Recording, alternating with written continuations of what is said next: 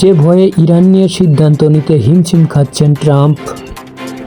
Iran ও যুক্তরাষ্ট্রের মধ্যে ক্রমবর্ধমান উত্তেজনার প্রেক্ষাপটে উপসাগরীয় অঞ্চলে মোতায়েন থাকা মার্কিন সামরিক ঘাঁটিগুলোতে বড় ধরনের হামলার হুঁশিয়ারি দিয়েছেন তেহরান।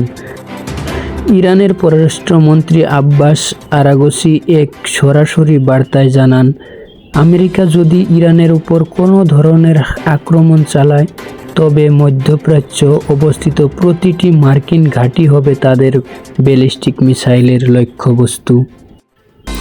আরাগচি স্পষ্ট করে বলেছেন, আমেরিকার মূল ভূখণ্ডে আক্রমণ করা সম্ভব না হলেও আঞ্চলিক ঘাঁটিগুলো তেহরানের নাগালের মধ্যেই রয়েছে। সম্প্রতি মার্কিন প্রেসিডেন্ট ডোনাল্ড ট্রাম্প ইরানের উদ্দেশ্যে একটি শক্তিশালী নৌবহর পাঠানোর ঘোষণা দেওয়ার পর এই পাল্টাপাল্টি হুমকি শুরু হয়। প্রেসিডেন্ট ট্রাম্প এই সামরিক তৎপরতাকে শক্তি প্রতিষ্ঠার শক্তি হিসেবে বর্ণনা করলেও তেহরান একে উস্কানি হিসেবে দেখছে।